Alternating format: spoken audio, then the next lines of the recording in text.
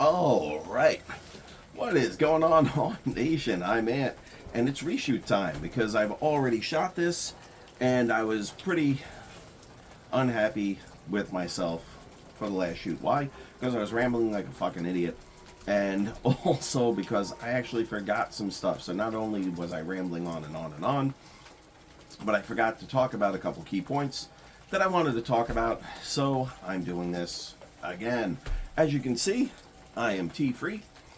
Because although he looks like the most healthy person on the planet, apparently he is not, because he is sick again. So he was supposed to come last night to the place that I'm about to review. He could not make it. He was under the weather, fever, yada yada yada. Therefore, he did not come out, and I went without, because we're basically at the end of we are basically at the end of the haunt season. This is the last weekend. There are a couple more days to go, Monday, Tuesday. I'm not going to be able to go anywhere next weekend because of work. So Monday, Tuesday, today, Monday, Tuesday, that's pretty much it. It's rainy today, so a lot of the, this is Sunday, by the way, a lot of the outdoor haunts may or may not be open because of the rain. It's not really bad, but it's like annoying rain. Anyhow, this is the review for the Lehigh Valley Scream Park in the Lehigh Valley, Pennsylvania, for the 2023 season. So, a lot of parking, free parking on site. It's basically like one of these agri haunts on like farmland. So, plenty of parking, free parking. Tickets are dependent on day. Friday, Saturday, Sunday, different prices for the days, and they also have coupons, kind of like Reaper's Revenge does. No coupon for Saturday. I went on the Saturday full price day. Why? Because I wasn't available Friday, and I knew today was going to rain, so today was not going to work. They do have security on site. They will wand you. They do not allow backpacks. Do not bring it. Don't bring weapons. We've talked about this millions of times.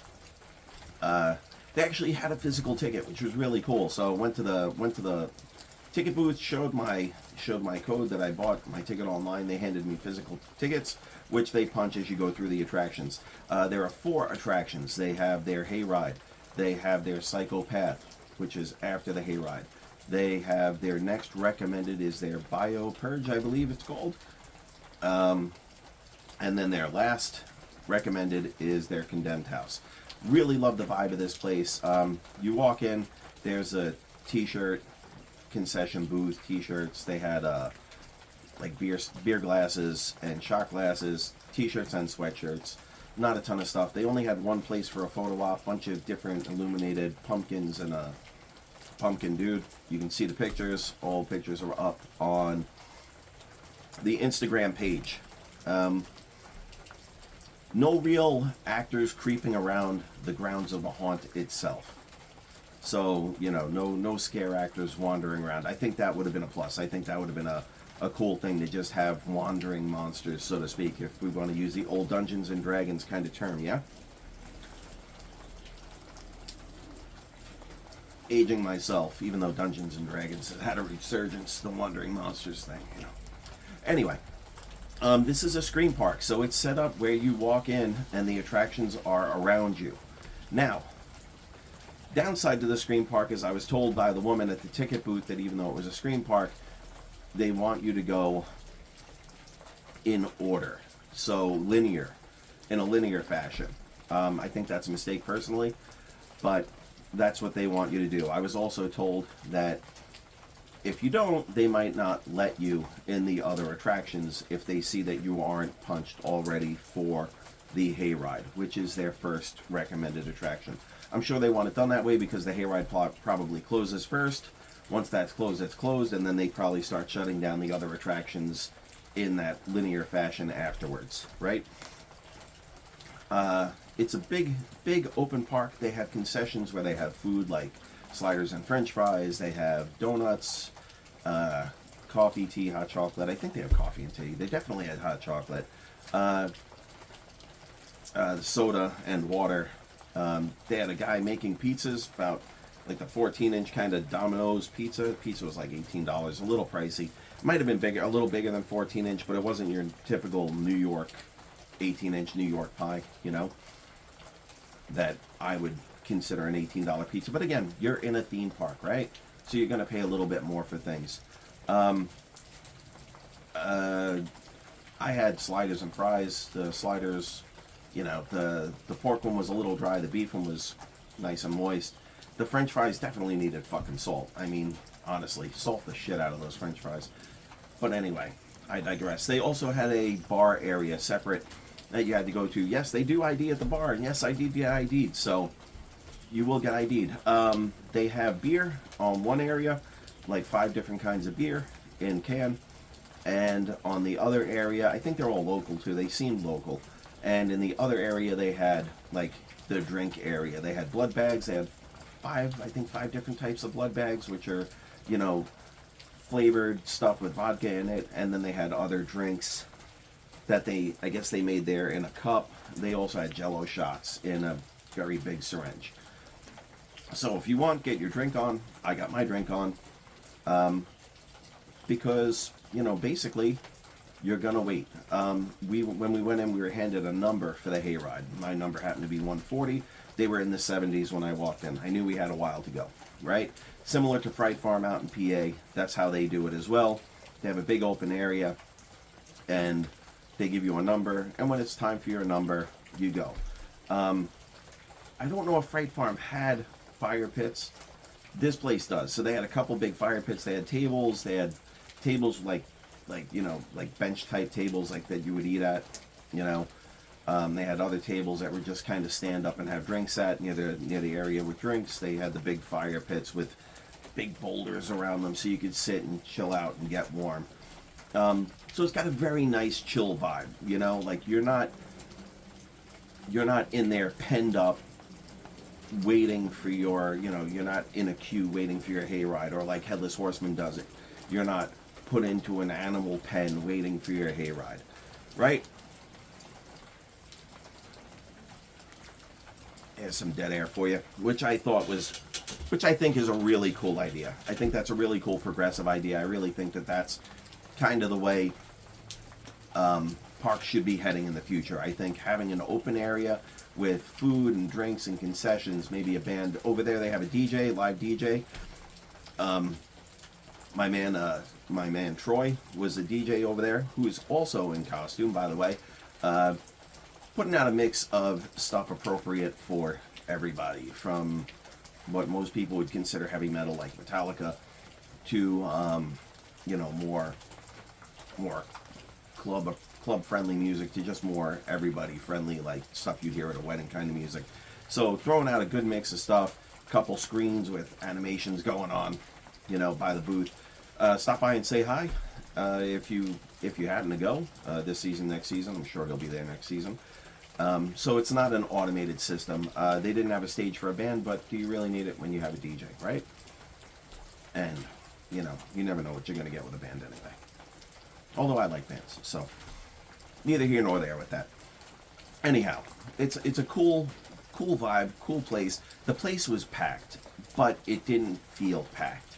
There was enough space, and everybody was spaced out enough that nobody was really on top of each other. You never felt like you were like stuck in a spot. You know what I mean? So for people that don't like being in large crowds, it was kind of cool because you don't feel like you're in a large crowd, right? So they have the number system for the hayride. It looks like you can go to the different things separately if you want, but like I said, they want you to go linearly. I was told that they may not let you in to the other attractions if they don't see that you are already stamped for the hayride. I disagree with that. I think that's not the best thing, because as I was sitting around waiting for my hayride number, there was no line. Several times there were no lines at all on the other 2 attractions. They do offer like I don't know if I already talked about this. This is the problem with doing this second time. Different prices for the tickets for different days. They have coupons also for certain days, which will lower your price to get in. There's no coupon for the Saturdays. Saturdays is just straight full price. Porta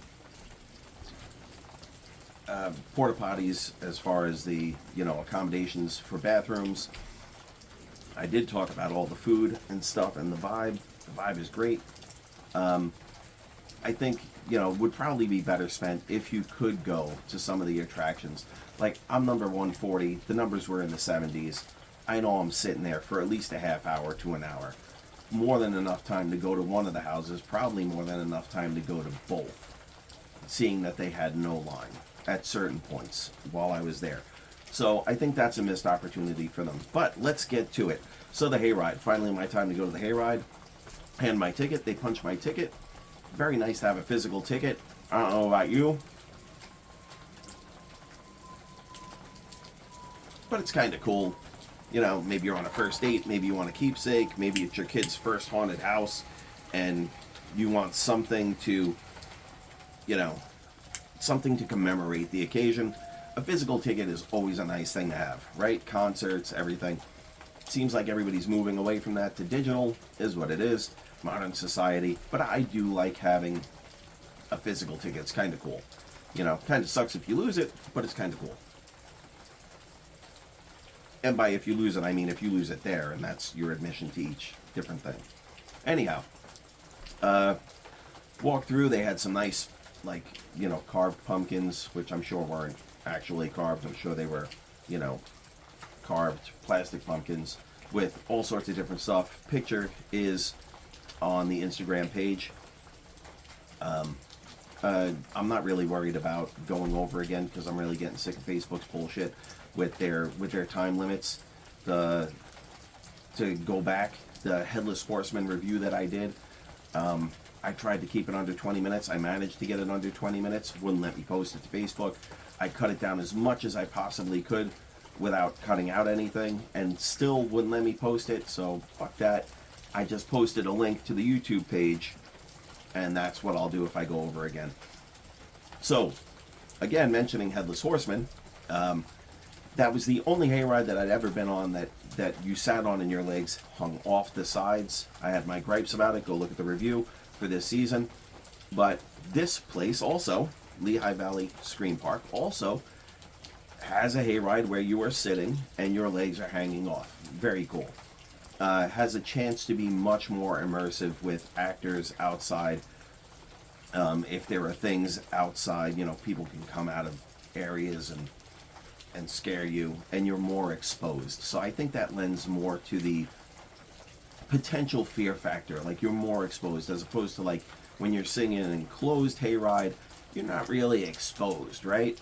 Some of them bring people up on the hayride, which, guess what? Not only are your legs hanging off, but yes, some of the actors did come up onto the hayride as well with you. And you know what that tells me? That tells me that they actually plan accordingly. They didn't overload their hayride. They'd put us in groups. You'd sit. They'd see how much more room they had, and they would sit people. And once the outside was full, that was it. They didn't load people into the middle of the hayride. Why? Because their actors come on and off, and I think that's really cool. The hayride itself, in my opinion, was a little bit short. Could have been longer, and there could be more. There were several set pieces, but it seemed like there was a lot of empty space in between, and I think there's a lot of room for improvement. The actors were all in appropriate costumes for the different scenes. Wasn't a linear theme throughout. It was different scenes that you would stop at and would have interactions with. All the actors were appropriately acting. They were into it. They were all in costume. Makeup was appropriate. Some people had just makeup. Some people had like some partial prosthetic kind of stuff going on. I don't recall any like big crazy costumes at all, but you know, but everything was good and appropriate. I just wish there was more of it. And the same thing, when you're done with the hayride, they have the Psycho Path, which is a path through a corn maze. So, not a corn maze, just a cornfield. So, you're walking through the cornfield along a linear path, and there are different structures that you would go through along. There was some cool stuff, but again, there was a lot of dead space in between, and I would appreciate more things along the way. Line spacing was appropriate, though. They were giving a good 30 seconds per group. They were asking how many in your group, and then they actually asked So I was a group of 2. They actually asked the people behind us if they wanted to go with us, if they would mind going as a group of 4. Really cool. Most places don't do that. They just decide, fuck you, you're going together. So they actually asked, and we went through. Like I said, it was really cool. I just wish there was more, you know. My understanding is that this haunt,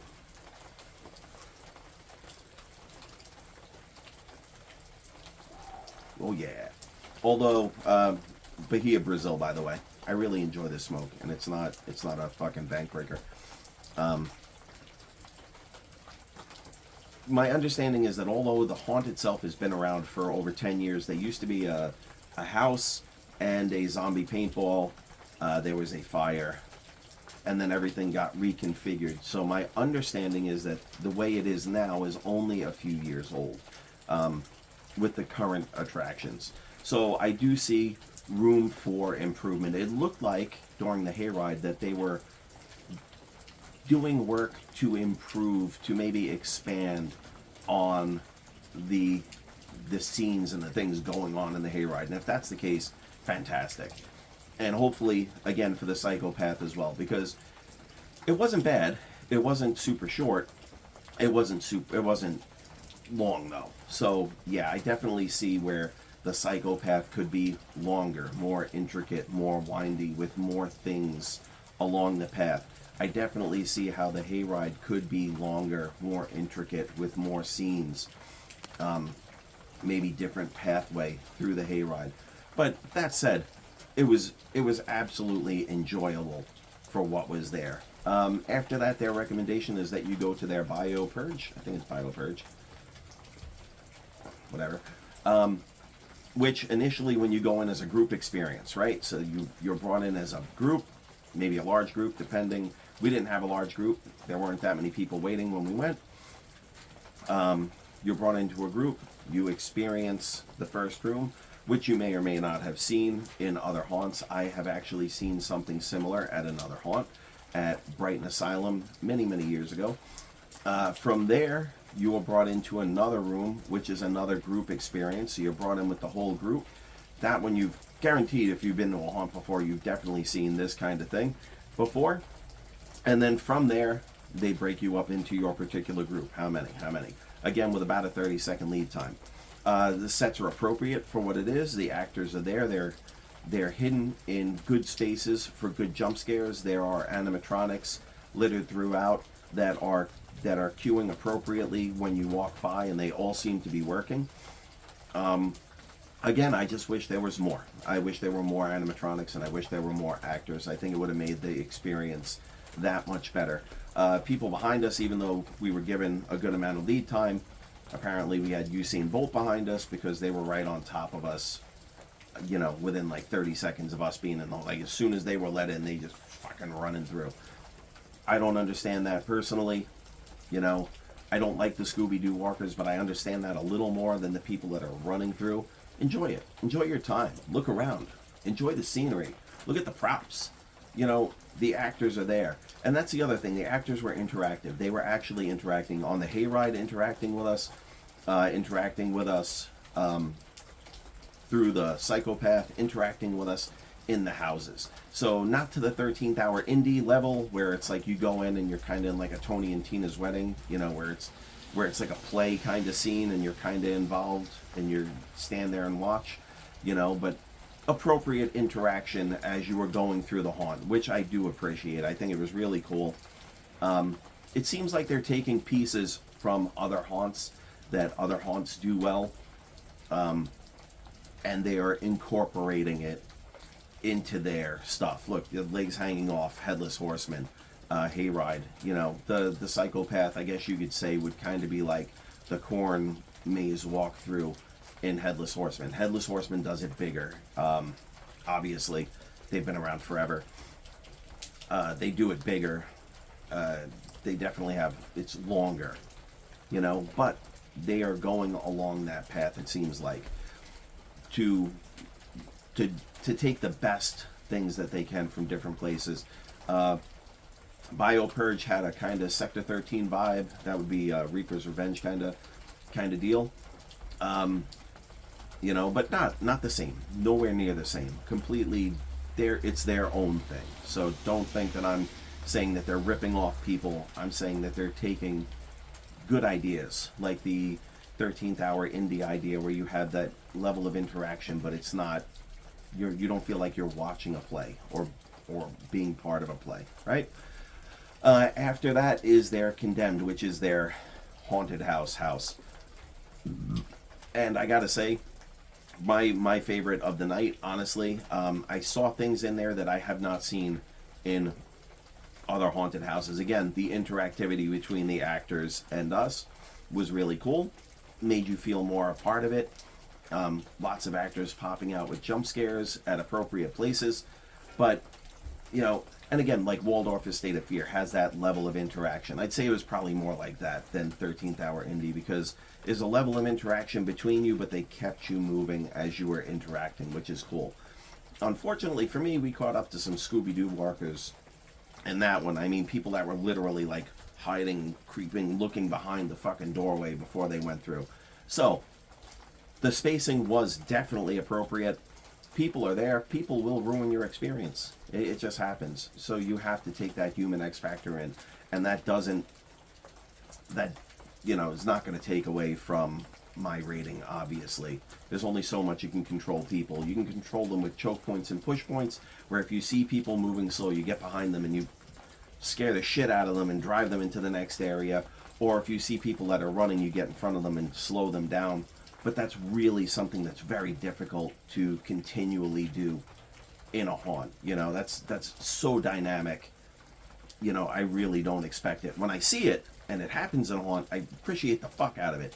But it's not something I expect, because it's really difficult. It's really difficult to manage. You kind of need somebody in an operations room, and you need people, you need your actors to be kind of on comm and, telling them push or pull, very complex. But really, yeah, I did see a couple things in that. There were a couple of things in that haunted house that were fucking awesome that I've not seen in another haunted house that I really, really appreciated, that were really cool.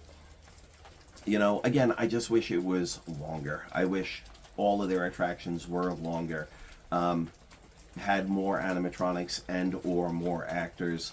I think that would make the experience that much better. Which isn't to say that it wasn't a good experience. It really was. Also, one thing, and I've seen this at Reapers, but not recently.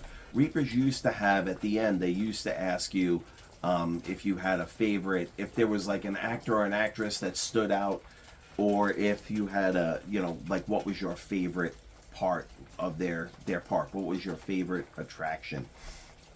And at the end, they asked you if you wanted to participate at this one on the way out. They said, what was your favorite attraction? If you wanted to participate. And I'm like, hell yeah, I'll participate. And for me, absolutely my favorite was their Condemned house. Could it be better? Sure. Can it be bigger? Absolutely. But for what it is it really good? Yeah, it's really good. And I enjoyed it.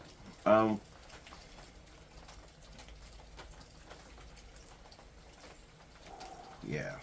Only one real photo op, a bunch of pumpkins. One of them was animated. And a big, pumpkin monster. You can see the pictures on the Instagram page. So only one real photo op place for you. But again, I like the idea of the Scream Park. I like the idea of the number system for the hayride, where you can go do other things and just kind of hang out with your group. I think they should probably open it up and allow you to go to the other areas if you want while you're waiting.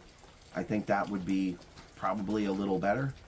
However, I understand why they do it, right? But that said, I had a really enjoyable time. And I am going to go, I was a little torn, 7.0, 7.5. I'm going to go with a 7.5 because I really did enjoy that last house. I enjoyed all the effort and stuff that was put into it. I enjoyed the hayride. And I see a really big chance to expand and improve, So maybe next year or the year after, the next time I get out there, will their number be higher? Will their number be lower? Well, it depends on whether they improve or not. But for right now, 7.5. So you're probably not going to be able to get there this season. It's raining today. I think today is their last day, which is the Sunday. So if you see it, So I don't know if they're going to be open because of the rain.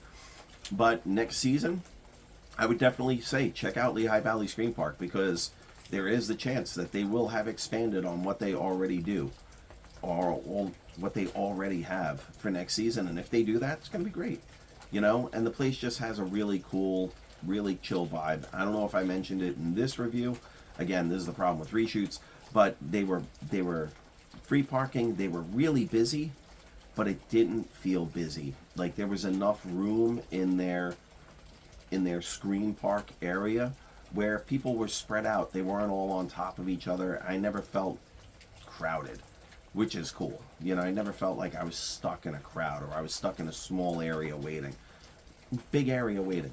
Really cool, really chill vibe. So anyway, Lehigh Valley Scream Park for the 2023 season. This is going to be a 7.5 from me, your host, Ant. Not from T, because T's not here. And I'm sure we'll have some talks about things at some point when he shows up. But he's not here now. So anyway, 7.5 Lehigh Valley Scream Park for the 2023 season. Check it out next season. Let me know what you think. Leave something in the comments, and I will talk to you later. See ya.